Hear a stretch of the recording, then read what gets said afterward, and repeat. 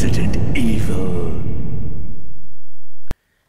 Resident Evil was a game released in 1996 for the Sony PlayStation. The game was originally a remake of the Famicom game Sweet Home, but was quickly shifted in the direction of something more modern and new to the gaming industry. Enter the survival horror. A quote that, while not resonating with me, definitely captured a lot of the players' attention.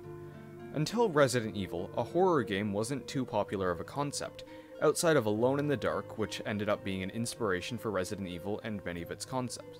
From there, you know the deal. Horror game gets released, shakes up the industry, and sequels follow. Eventually, the next generation of consoles would be released, and Capcom needed to do something about it.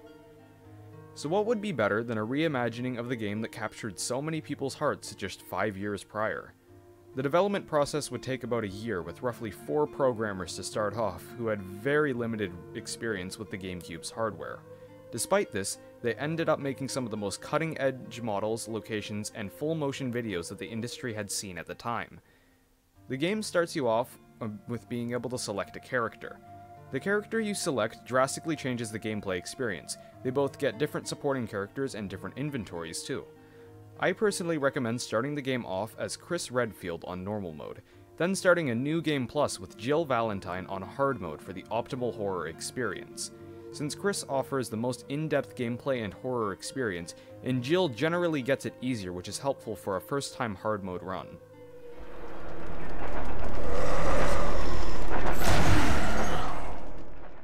After selecting your character, you're greeted with an opening FMV that'll just play for you, then talk about it in detail for a bit.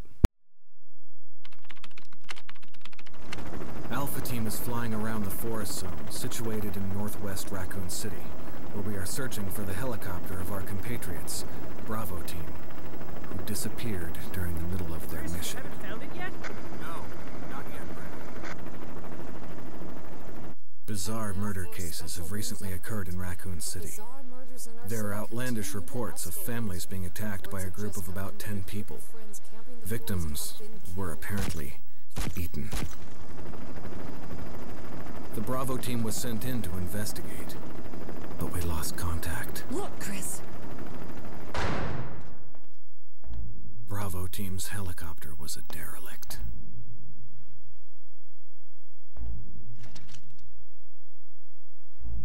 Save for the remaining body of Kevin.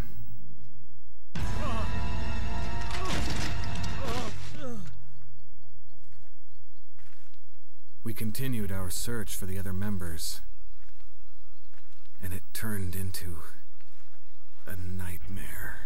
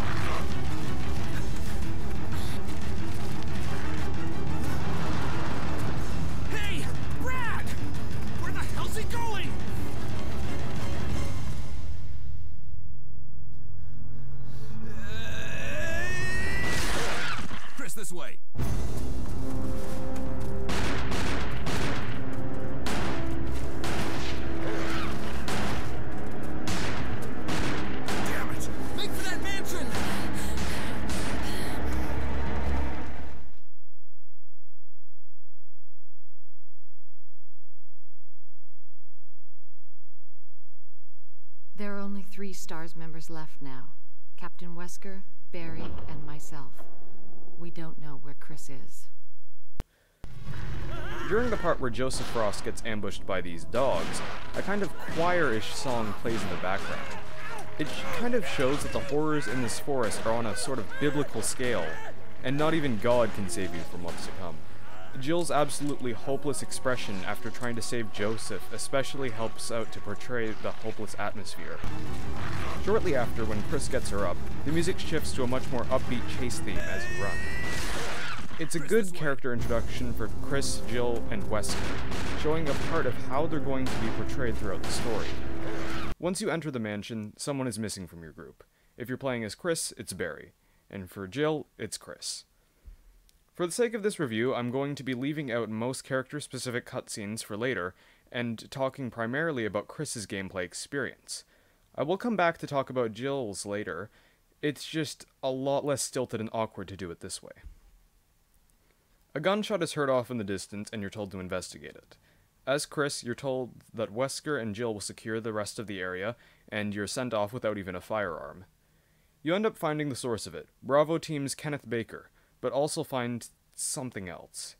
Eating Baker is a man with cracked and rotting skin.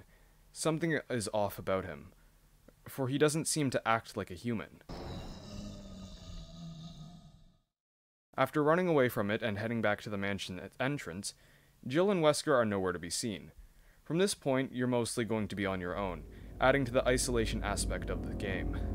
Wesker will sometimes drop notes and resources for you, but it's a while before you see his face again, and Jill is nowhere to be seen. Your goal from this point is to grab the sword key and open up part of the mansion, while also getting a new goal. Collect all 4 of these masks to drop this coffin and get whatever could be inside. What I love about this part is that it's completely up in the air as to which mask you want to grab at any point. You can go in any order you want, and it's all in relation to how you explore the mansion. Speaking of exploring the mansion, there's a lot to do here, such as unlocking the simple locking mechanisms to get access to new areas or key items. The simple locks require small keys to open, and each small key can open any one of the simple locks. What I love about these is that the small keys each have a different scare that keeps you on edge for the next one whenever you grab it. For example, I enter the bathroom and pull the plug for the drain. What happens next is that this guy pops out, and I can collect the key from the tub. However, there's also this zombie right in front of me. The game forces close quarters combat sections sometimes. These are very tense because of the combat mechanics, which are inherently clunky and difficult to utilize. This adds to the horror, as you can never be too sure when you turn a corner, as anything could be right there in front of you when the camera shifts angle. It's one of the many ways this game's atmosphere keeps you unnerved and tense throughout the whole experience. Another is by keeping you on edge with other things. For example, right here you can see this zombie tapping on the window. The next time you come around, a bunch of zombies will break through and attack you. Or right here, you go up this hall, and when you try to get back down it, dogs will break down the window. Also, sometimes zombies will break down doors if you evade them in their respective rooms.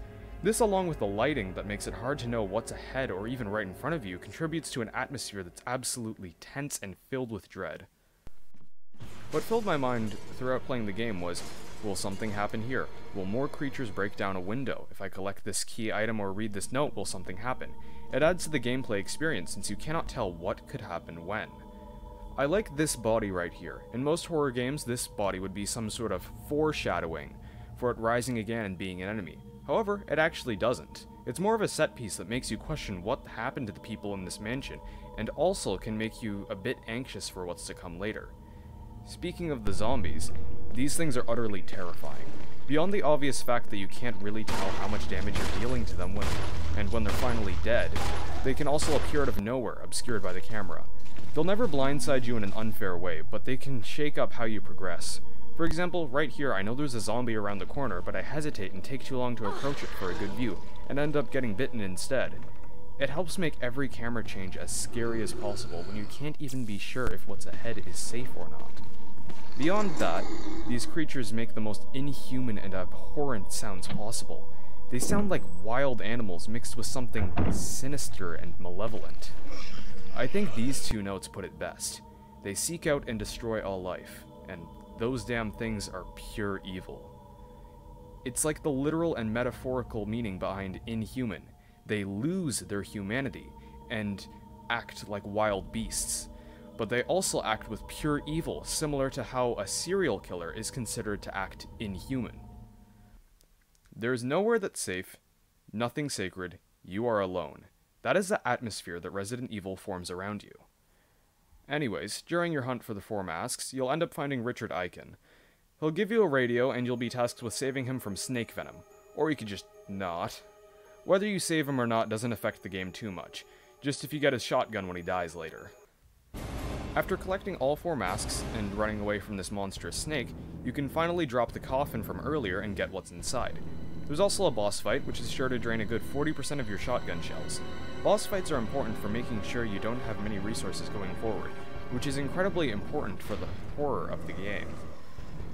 If you've ever even heard of Resident Evil, you know that one of its main points is of its resource scarcity and resource conservation. What this means is that your supplies aren't limitless, far from it. You barely have enough to go through the game, and you will frequently find yourself having to avoid encounters to save on ammo, and being low on ammo and healing items. There are parts of the map where enemies will be hard to get around, meaning you will have to plan out which of these enemies you can save on ammo by keeping alive, and which you need to kill. Even saves are limited, as the number of times you can save your game is tied to how many ink ribbon items you have.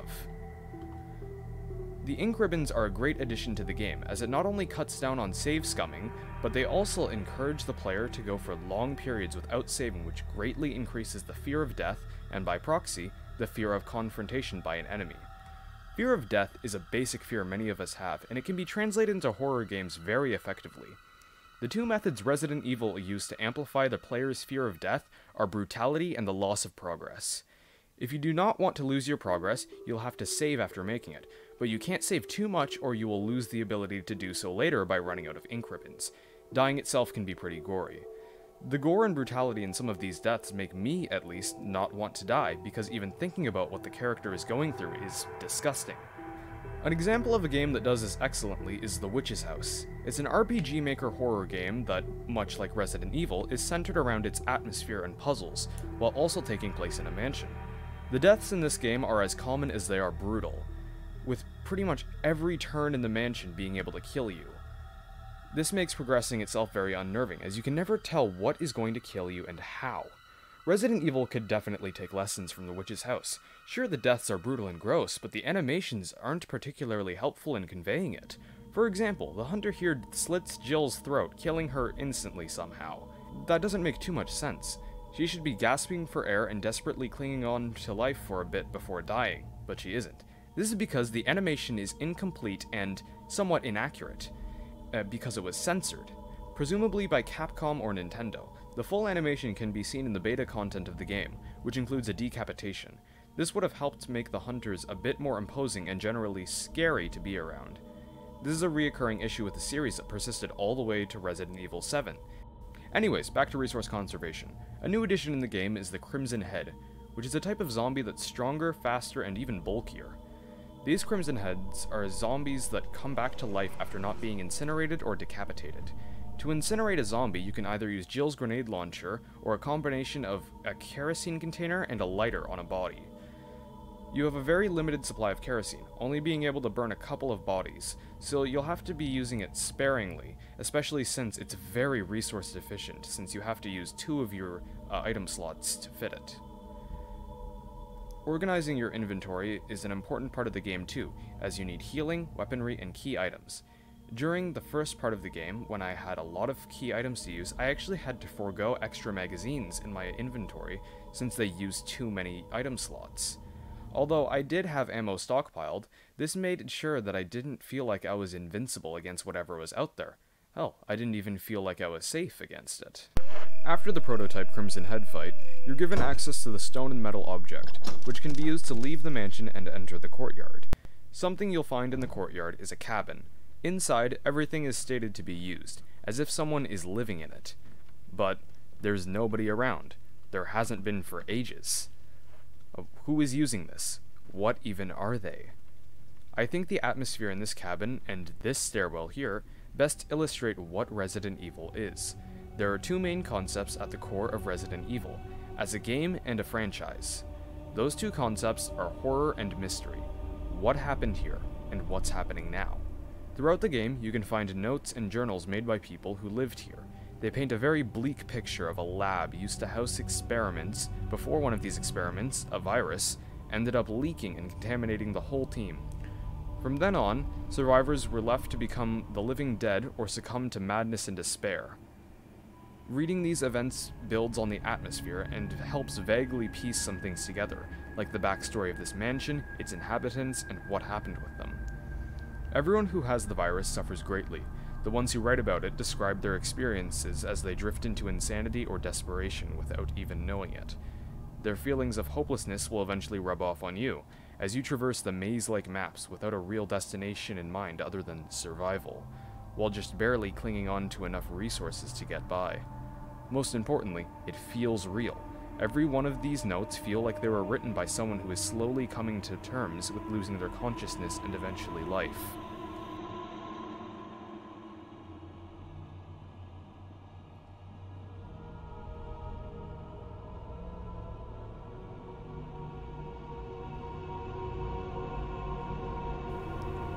Once you progress a bit in the courtyard, your radio will go off. It's Brad, the pilot who flew off during the opening cutscene. He's still around and can fly you out of here if you can tell him where to land. Just, the microphone on the radio is broken, and you can't reach him. Eventually, you'll make it to the residence. The residence has this soundtrack that I can only describe as sinister, and it's good for developing the atmosphere that something evil has happened here and is residing here. Interestingly enough, there is something malicious in here, whatever this tentacle is. The puzzles here are kind of like an abridged version of the puzzles in the mansion. They're very short, and most of the items you get from them are immediately used in an adjacent room, then are thrown away. Navigating the residence is very easy, and doesn't require a lot of thought process. Most of the time when I replay this part, I'm asking myself why I'm doing half the backtracking I'm doing. When you're backtracking in the mansion, you're going through multiple rooms which you can do different routes through to get to your objective, carefully selecting where you're going based on what key items you have and what enemies are in each room. Compressing this to a place like the residence doesn't work nearly as well. Now, something that the residence absolutely does well is the atmosphere. Take this room. You hear something happening in it, and can see this object coming in and out of the camera shot. What is it? Is it hostile? Well, you have to go forward, so good luck. It's a hanging body, not an enemy, but it very well has the chance to become one if the rope were to snap. You have to push this bookshelf to reveal a hidden ladder. You're completely defenseless while doing so, leaving you to question if the rope will snap. The best part is, it doesn't. Every time you go in or out of this room, you're left with the looming dread of if something will happen. In this room, as Jill, and only as Jill, a zombie will break down the door when you collect the key item here. This absolutely can catch you off guard. It happened to me, and I've played this game for God knows how long, leaving you with nothing but your reflexes and quick thinking in a very cramped space. There's also a shark tank. The controller rumbles as you go through the water, and the music will also ramp up depending on how close you are to this super gigantic great white shark that will instantly kill you. It's very tense. I think the music, room design, and even the controller rumbling make it a very tense encounter. There's a puzzle immediately after it where you're put on an extremely harsh timer and told to figure out a number of problems and fix them with the equipment that you don't quite understand. It does a great job of putting you in the shoes of your character. You're a cop, not a marine biologist. How are you supposed to know what any of this does or when and how to use it? Then you get to drop a toaster on a shark's bath, so that's cool. You see Wesker again too. His dialogue varies depending on your player character. We'll talk about it later. There are several files and things around the place alluding to the existence of a malevolent plant lurking somewhere in the building. Plant 42. You soon encounter it and have to fight with it. What happens here depends on if you saved Richard Eichen. If you didn't, then as Chris, Rebecca Chambers will find you and you'll have to create the V-Jolt to kill Plant 42. As Jill, you can create the V-Jolt to greatly harm the plant, then Barry will burst into the room with an industrial flamethrower and torch it to a crisp. If you saved Richard, then you cannot make the V-Jolt, and you have to fight the plant the normal way. The fight itself is simple in concept. It can spit acid on you or smack you with its vines. Then also it'll reveal its weak point periodically for you to shoot it. When it reveals its weak point, it will also get more aggressive. Your skills with navigation and combat are going to be tested. You'll have to make sure you understand the design of the arena to avoid Plant 42's attacks, while also knowing where and when to go on the offensive so that you can take out the plant without getting hit too much in return. After the fight, you get the helmet key, which is the last of the keys required to explore the mansion. Once you go back to the mansion, your goal is to collect 4 items to progress. the stone ring, the metal object, and the last 2 book volumes. The best part of this is that each of the items are scattered in different parts of the mansion, and you're allowed to go with whatever order you want for them. You can go for the last book in this passage, which leads you to the fuse, then you can leave the mansion for the caverns, and after that you can collect the stone ring before finally fighting Yawn and getting this other last book volume. The caverns are gotten to by doing a sort of puzzle where you need to bring power to this elevator and use a crank to stop a waterfall but block a passage. Anyways, the caverns themselves are rather eerie. The lighting is poor and the room design is wild and sort of awkward to progress in, contrasting the orderly and man-made rooms and landscapes everywhere in the mansion, guardhouse, courtyard, and aqua ring. You can't really tell what could be up ahead, and sometimes even if you see an enemy, you have to position yourself closer to it to attack it, since the walls curve around in ways that block your shots but not your view. Running away from enemies is also kind of difficult because of the curved walls. In the caverns, there's a room with the Black Tiger, a colossal tarantula that guards some progression. The way you approach this room is simple. You have to use the combat knife to slice off webs that seal the exit. All the while, you either kill or dodge the Black Tiger. The Black Tiger is a very imposing threat. The poison chance is one thing, but when it charges you, you fly around and have to reposition yourself, which can be difficult if your character is obscured by webs. While I always avoid the fight, the room itself always delivers tension, as I can't really tell if I'm going to get launched across the room whenever I enter it. The attacks help make the Black Tiger much more imposing, as it establishes that it is a lot stronger than you or anything else around, which makes the prospect of fighting or even being around it incredibly daunting. As Chris, there's a sort of puzzle here involving this flamethrower. If you put the flamethrower in on one of these hooks, it'll open the door adjacent to it. For some reason, you're not allowed to carry this flamethrower anywhere else but these 3 rooms in the caverns. There isn't even a single ammo refill for it. It's here to establish how you use the flamethrower for another puzzle later, and by the way, you do not get to keep it. I think the flamethrower was handled atrociously.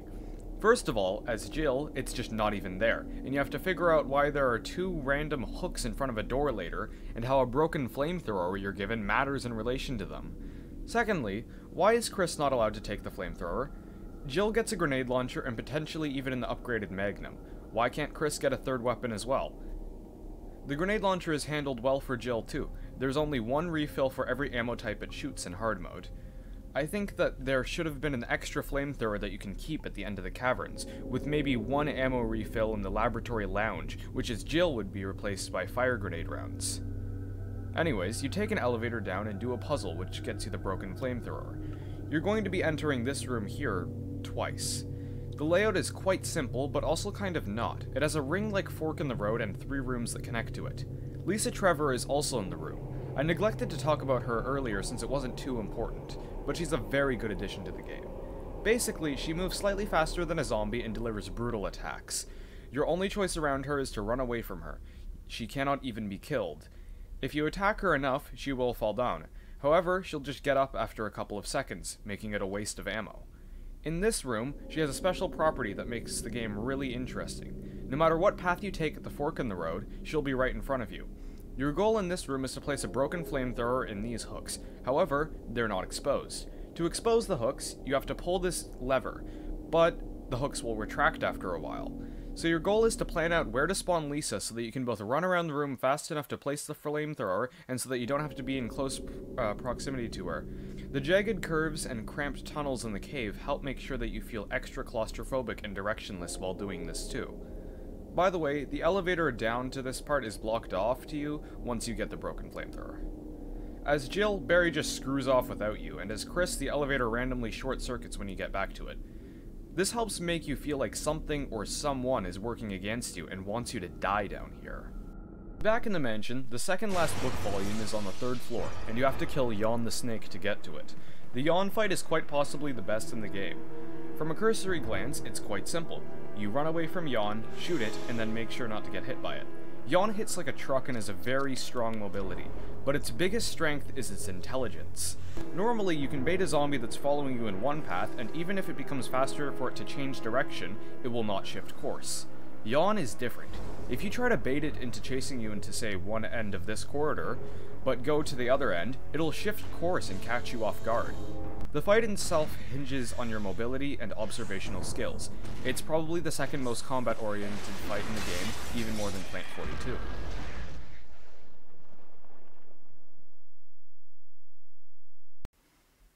After Yawn, you can go and travel through the doors here that require both the stone and metal objects. Technically, you can do this the moment you get both stone and metal objects, but immediately after the next boss fight, you'll need the final books. You'll find your partner character fighting Lisa Trevor, and have to join in against her.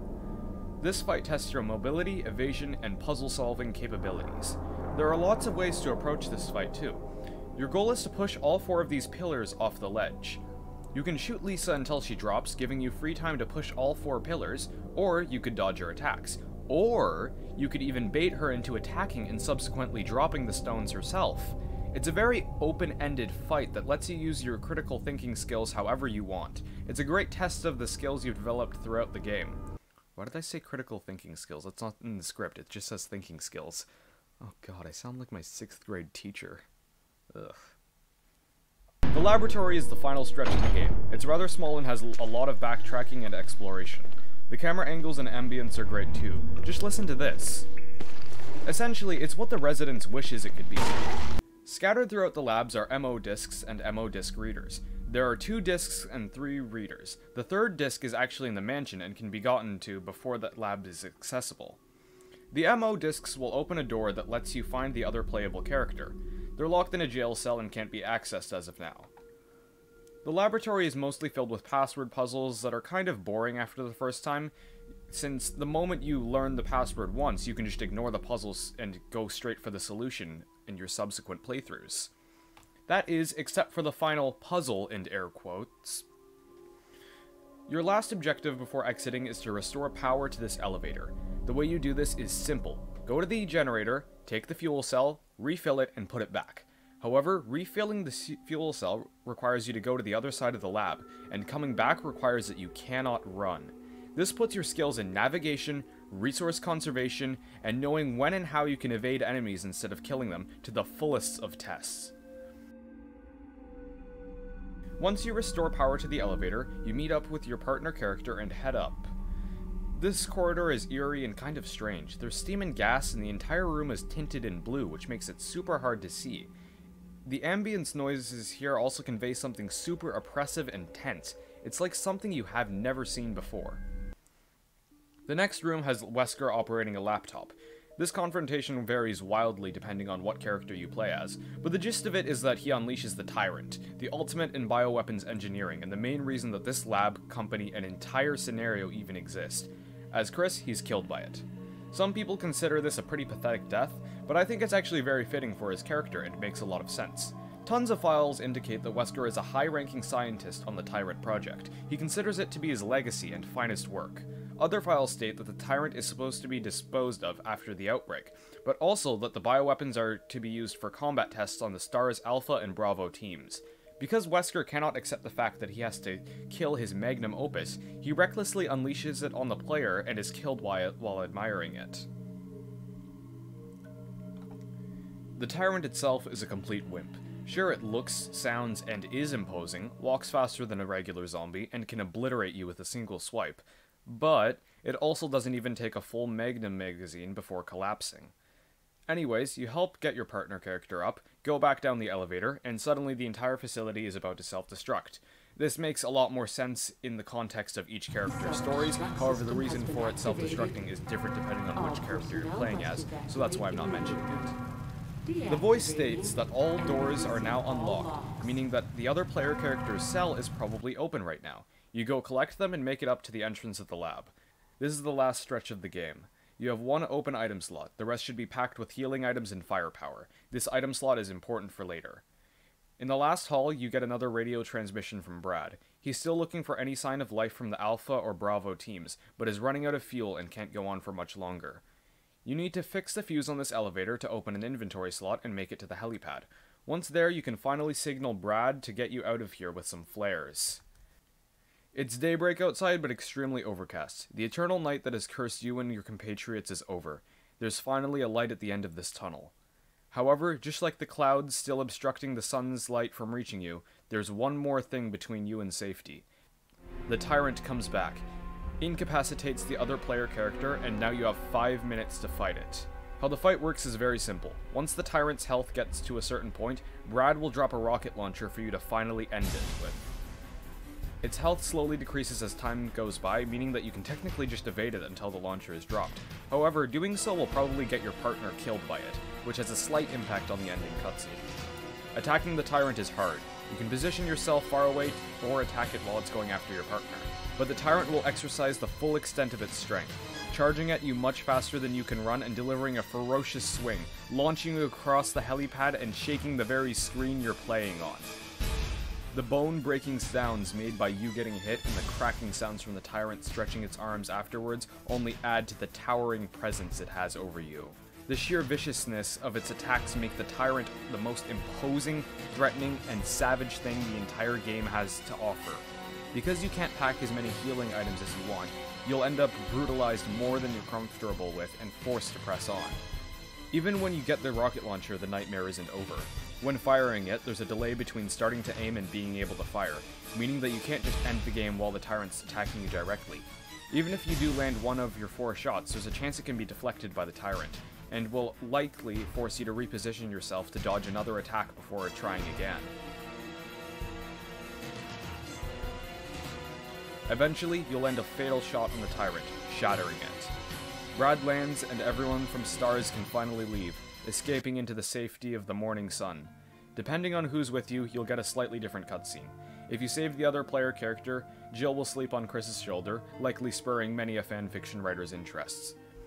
If you're playing as Jill and save Barry, you will see him reload his magnum. As Chris, if you save Rebecca, you'll see her sleep next to Chris's feet for roughly 2 seconds. Very much worth the time and effort. And that's it. That's the gameplay experience of Resident Evil for the GameCube. It's a once-in-a-lifetime experience to play this game for the first time, and something that sticks with you. Every single part of it, the level design, the ambient sounds, the enemies, all of it. Before I wrap this video up, I'd like to talk in depth about some other aspects of this game that I briefly brushed by earlier. During the entire gameplay segment, I really never mentioned anything specific when talking about cutscenes, and that's because they vary wildly depending on which character you play as, which drastically impacts the narrative and to a lesser extent certain parts of the gameplay. So let's talk about the plot. As Chris, the plot goes like so. Jill, Wesker, and Chris enter the mansion. A gunshot is heard in the distance. Wesker instructs Chris to investigate it, while he and Jill secure their current position. After going through the first zombie cutscene, Wesker and Jill are nowhere to be found. Wesker will drop notes and resources in the East Stairwell save room and Courtyard entrance. When you reach the attic, Rebecca Chambers will be tending to Richard, and will ask you to retrieve serum for him. Once you get the serum, you're annoyingly relocated all the way across the mansion to the West Stairwell save room. What's annoying about this is that you're immediately going to have to go all the way back to the attic, because at this point you need the musical score in there. I would fix this by showing that they moved Richard, and then warping the player back to the attic. If you save Richard here, he'll die in a shark tank later, and after you drain the water, you can collect his shotgun. Chris will also have to console Rebecca, who starts crying after learning about the death of Richard. What I like about this scene is that it really shows the characters of Chris and Rebecca, and why they work so well together. Rebecca is young, naive, and optimistic. She wants everyone to be able to get out of here alive, and blames only herself for their deaths. It's only fitting that she's a medical expert too. Chris wants to protect everyone as well. He wants to make sure no matter what that he does everything he can to keep those around him safe. However, he's older and more experienced, so he has to use this experience to help comfort Rebecca, kind of like an older brother, which is also fitting because Chris is an older brother. Chris finds Wesker inside of the residence shooting hornets with sunglasses on in the middle of the night indoors and asks him where Jill is. Wesker states that he lost her, then tells Chris that he's going to continue his investigation in the residence and that Chris should go back to the mansion and explore some of the areas he previously couldn't. Back in the mansion, once you get to the study, you'll hear Rebecca upstairs somewhere. She's getting attacked by a hunter, and you have a set amount of time to find her and kill it before it kills her. If you fail to do so, then Rebecca will be missing for the entire game. Chris will also give some brotherly advice to her, which is a nice character interaction. Wesker will be fighting Lisa Trevor at the altar. Once you're finished, he'll state that he needs to investigate the area and that you should go on ahead. Eventually, you will meet up with Rebecca. She saw you earlier and tried to catch up with you for a while, but only found you at the laboratory elevator. Chris tells her to stop following and just stay together with him. Then they find Wesker with the Tyrant. Chris asks Wesker when Umbrella started paying him off to do this. Wesker reveals that it was like this the whole time, then shoots Rebecca. You also get to see some of Wesker's egotism here, where he states stars were always Umbrella's, no, mine. Wesker then shoots Rebecca and keeps Chris at gunpoint while he unleashes the Tyrant, getting killed in the process. Rebecca's fine though, she has a bulletproof vest. No clue how Wesker didn't know about how his own police were armored and didn't aim accordingly. Maybe his goal was to incapacitate her and gather more combat data for the Tyrant when she comes back, but something about that sounds more like being an apologist than thinking critically about the scenario. Rebecca states that she can activate the self-destruct system since she saw it earlier and tells Chris to meet up with her later. At the elevator, several hunters can be heard in the distance. Jill and Rebecca say that they'll deal with them while Chris should go up. This really fits Chris's character as he first resists, saying that he should be there to protect them, however is convinced that they can fend for themselves and continues on to go ignite the flares at the helipad. I think the cutscenes and story for Chris's campaign are great. You understand completely what Chris is thinking, and his choices are logical throughout. Except for one part. Right after Chris says that he and Rebecca should stay together, they split up so Rebecca can use the self-destruct system. I think that what should have happened is Chris refuses to leave her to herself and goes with her. Then you go through the power maze with Rebecca. Next is Jill's campaign. It starts out kind of similar, but at the same time very different. A gunshot is heard somewhere in the mansion, and Jill is ordered to inspect it. However, Barry decides to come with her. Barry finds some blood next to a fire pit and starts investigating, telling Jill to go on to the hallway. There's an option to trigger a separate first zombie cutscene, but from a horror perspective, it's much worse than the regular one. What I like about the regular first zombie cutscene is that it really shows Jill's character and how she interacts with Barry. Jill is very unsettled by the mansion and its inhabitants, and she would prefer to fall back on Barry or Wesker than confront the threats herself. In fact, we'll later see that she trusts them too much. I think this makes a lot of sense given how players would prefer to go about a game like this. When they have an infinite ammo AI partner, they'd much rather have them lay waste to the enemies ahead than spend their own limited ammo. Only in the context of the story, Jill has a partner with a .44 caliber Magnum revolver. Anyways, Jill and Barry go to report whatever they saw to Wesker, but he's mysteriously missing. Barry gives Jill a lockpick, and they go their separate ways to look for him. Jill and Barry interact quite a bit throughout the game, like here when Barry gives her some acid grenades, and when they both find Forrest Spire's corpse, and Barry tells Jill to use his grenade launcher. Then there's also when Barry is found reading the journal of a scientist and tells Jill to give it a read too. What I like about this last cutscene is that it shows Barry doing actual police work and investigating. Wesker also is constantly investigating in Chris's campaign, which definitely helps make the characters and settings seem like they're interwoven. It's not like you could just replace some of the characters with randoms and the story would still work. Jill will also still get the radio from Richard Eichen, but she has to tend to his wounds alone and doesn't take him across the mansion while doing so. No, that wasn't part of our deal. Like I said, I have my orders. But it's not necessary to destroy stars. Don't be a hard dog to keep under the porch, Barry. What about my family? I will guarantee their safety. In the residence, Jill will hear Barry talking to someone. She confronts him about this, and he states that he's been going mad. Jill believes this. Jill will later find Wesker in the residence, who asks her if she's noticed Barry's mental state slowly deteriorating. She considers this. What I like about these two cutscenes is that they show us change in character that the mansion is forcing on Jill. For example, in the mansion, if you try to grab the shotgun without the broken shotgun, the infamous Jill sandwich cutscene plays, where Jill is locked in a room with a slowly crushing ceiling and begs anyone out there to help her. Barry's there and breaks down the door for her, saving her. Jill then asks why Barry was here when he said that he'd be somewhere else. Barry says that he had a feeling something like this could happen, and he came over. Jill is presented with something that doesn't quite make sense, but just goes with it because she trusts Barry. Later, she's given reasoning not to trust Barry, and for the first time starts to think that she should be relying on herself more than her compatriots. The next time Barry is seen is in the Caverns, where he tags along and they both take the elevator down. When Jill comes back after pushing the box for the broken flamethrower puzzle, Barry takes the elevator back up alone, cementing that Barry is indeed against Jill. It's a stark contrast from the start of the game, where Barry was pretty much everywhere and you could fall back on him. Now, nobody, not even he, can save you. You are all alone. Once you get to the Lisa Trevor fight, Jill gets into a confrontation with Barry, taking his gun and demanding answers. As Lisa approaches, Barry just asks if he can have his gun back. There are two options here. If you say no, you lock yourself into the bad ending and Barry dies, but you also get his gun. If you say yes, Barry gets the gun and you fight Lisa. After the fight, Barry just states that he doesn't think Lisa is dead, and he'll stay here and investigate. I don't know what or how he's investigating, but he just kind of is. There's one main issue here. Jill stands up for herself and demands an answer for everything that's happened. But after the threat is gone, she just starts trusting Barry again. Why? I would rewrite the scenes after the fight and before the fight in the following ways. If you don't give Barry the gun, he'll start spouting random vague things about the predicament he's in, like it was a setup, they have my family, and I was forced. Then as Jill processes this, Lisa attacks both of them, killing Barry. If Barry survives, after the fight I'd have him say something not true as an excuse, just in case someone is watching him to make sure he wouldn't expose Umbrella. Maybe something like, I heard someone up there so I had to use the elevator. I tried to get back to you, but when I came back you weren't there. Then he could have also stated that he found Enrico as a zombie. Since Barry was in the same cave as Jill, there's a very likely chance that he could have also found Enrico. As for why he pulled his gun on Jill, he could give the excuse that he thought Jill could have killed Enrico, and wanted answers for what happened to him. Since Barry is a police officer, it would only make sense for him to inspect Enrico and see the 9mm bowl in him.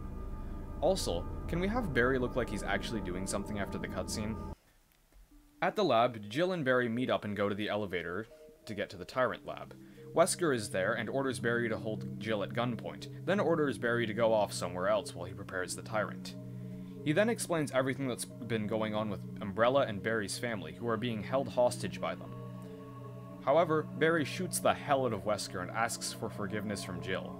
Excellent delivery from him in this scene. Barry! Forgive me. No, you're not to blame. Wesker then manages to release the Tyrant, but gets knocked violently over. The same happens to Barry. Jill collects Barry and Wesker is nowhere to be found. They go down the elevator and the self-destruct sequence has been activated by presumably Wesker. Jill then finds Chris and meets with Barry in the elevator hallway. Hunters are heard off in the distance, so Chris and Barry say they'll fend them off. Jill says that she should help them, to which Chris says that they'll be fine and Jill should go on ahead. I don't really like this cutscene. Jill's campaign has been mostly about her learning to stop relying on people too much and get things done herself. And she just kind of trusts Barry and Chris to get this done. If I were to change it, I'd have it so that Jill says that she's going to help them. What I'd then do is have the elevator slowly come down, and Jill has to help Barry and Chris fight off the hunters for maybe a minute. This also helps deal with one of the main issues with Jill's campaign, especially pertaining to the Tyrant fight, where she has too much inventory space, so she can have more firepower and healing than Chris can versus the Tyrant.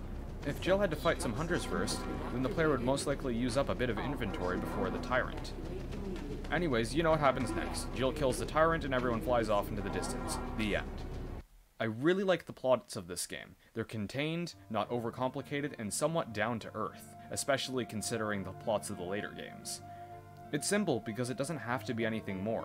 The plots also help elevate the dread and fear in the game. Through the plot, you feel things that the gameplay cannot do alone. The desperation of others, the feeling of being deliberately sabotaged, it makes the gameplay experience feel all too real. Resident Evil has a diverse array of enemies. Let's go over them. Zombies are the basic enemy. They're pretty much everywhere and attack you by grabbing you if you get too close. They can't grab you while you're climbing stairs, as that would be unfair, so they instead vomit for some reason. They can be avoided sometimes but not always. This is dependent on the map design and their positioning. This makes the player question what they should do whenever they see one, and if the zombie sees them too, then it can lead to situations like this where they panic, hesitate, and are punished for it. The reason why zombies are used everywhere is because they're very versatile. Your resources, their positioning, and the map design can all be slightly shifted to make every encounter drastically different, adding to the horror in several ways. Hunters end up replacing zombies for half of the game. Despite the fact that they occupy the same space in the same rooms, dealing with them is incredibly different. Hunters are fast, can attack fast, and will instantly kill you if you're at low health. Dealing with them is insanely stressful, as they can move up to you faster than you can knock them down with the shotgun, and killing them with a pistol is pretty much impossible. It's much better to run from them in most scenarios, especially since killing them costs so much ammo. However, the issue with that is that they can run just as fast as you and are much more mobile. Dealing with hunters is more about planning out how you want to traverse the mansion's map rather than dealing with individual rooms with them. Chimeras are found in 3 locations: the power maze, surgery room, and the circular room in the 3rd floor of the laboratory. When you enter the surgery room, you'll hear them. They won't attack you just yet, but you can still hear them. You'll be forced into taking these vents. While venting, you'll be suspicious of the noises that are present among your surroundings. The chimeras will reveal themselves eventually. All the while, you'll be pushing things, which leaves you completely open. You'll be forced to fight in cramped conditions with very limited views against your enemies that are fast, mobile, and capable of scaling the ceilings to ambush you. They also have a wind-up for their attacks, meaning that it is possible to avoid them. However, if you do so, they can chase you through the vents. In hard mode, several zombie spawns will be replaced by Forest Spire. He's like a regular zombie, except he runs and will kill you if you shoot him. You also can't use self-defense items on him. Dealing with him is all about evasion. He's placed only in areas where evasion is possible, even if it's somewhat hard. The addition of Forest really improves the horror aspect of the game to me, as it forces the player to stay on their toes and think about how they'll traverse the mansion. One last thing about the enemy design I'd like to mention is the Tyrant. The first encounter forces you to fight it, draining your resources for the second encounter. See, if you use your Magnum to immediately end the first encounter, then you can't do the same to the second. If you were to try and not use your Magnum on the Tyrant, then you'd be pinned and cornered as it slowly walks towards you while you pray that each shot you put into it is the last one. The music in Resident Evil is kind of an oddity. It's one of the most important aspects that sets the mood and expands on the atmosphere. But it's also kind of non-existent at the same time. There aren't a lot of tracks that you consider listening to in your own time. Most of it is partially or entirely ambience.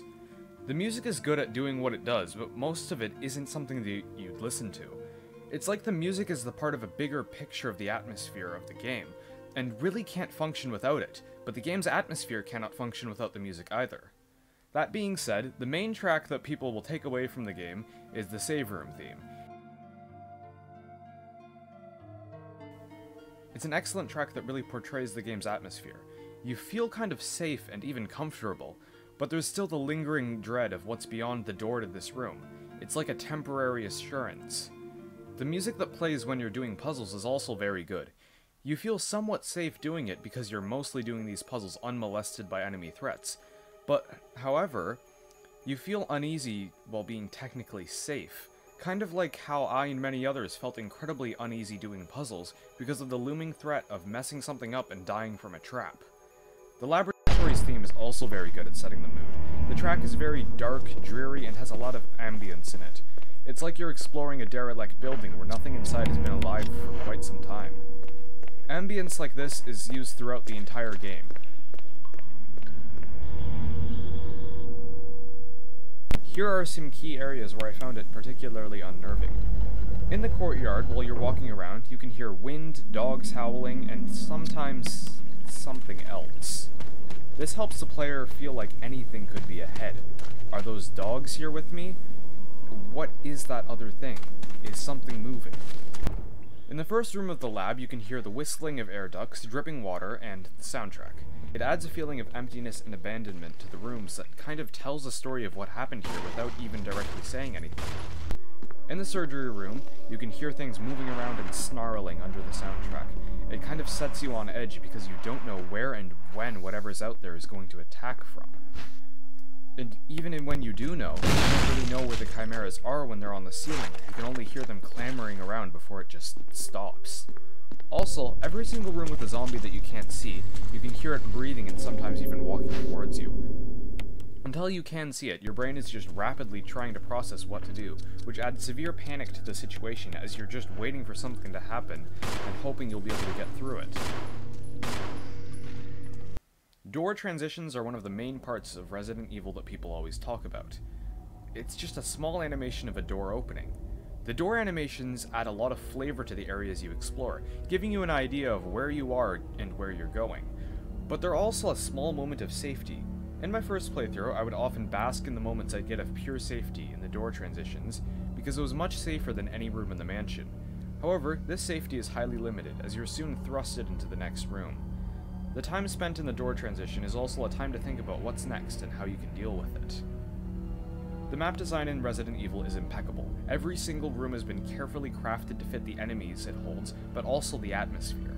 Every single detail and item in these rooms also has a bit of flavor text to go with it that helps illustrate that every single area you're in is a real place that could exist in real life.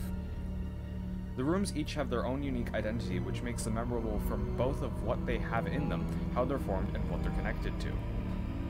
You'll be going back and forth a lot through each of the maps, so eventually you'll have a lot of the maps memorized since you'll be going throughout them to use key items and do puzzles in certain areas. The map system the game gives you is also very helpful and highly intuitive. If you were to ask me what the greatest horror game that the entire video games industry could learn from is, then I would say it's Resident Evil for the GameCube. It is the quintessential survival horror experience and is like no other, not even other Resident Evil titles. This game does everything not only great but outstanding. It goes above and beyond for every single aspect of its experience. And for that, I consider it to not only be the greatest survival horror game of all time, but also one of the best video games in history. It's a gameplay experience that everyone deserves unspoiled at least once in their lives. Hey, you're at the end of the video! Thank you so much for watching. Thank you so much. It means so much to me that you are watching this video. Please feel free to leave a like, subscribe, and comment if you like the video, or leave a comment if you don't like the video, or even if you didn't even watch the video and are somehow randomly here. Just comment anyways. So, anyways, have a fantastic morning, noon, or night. See you guys later.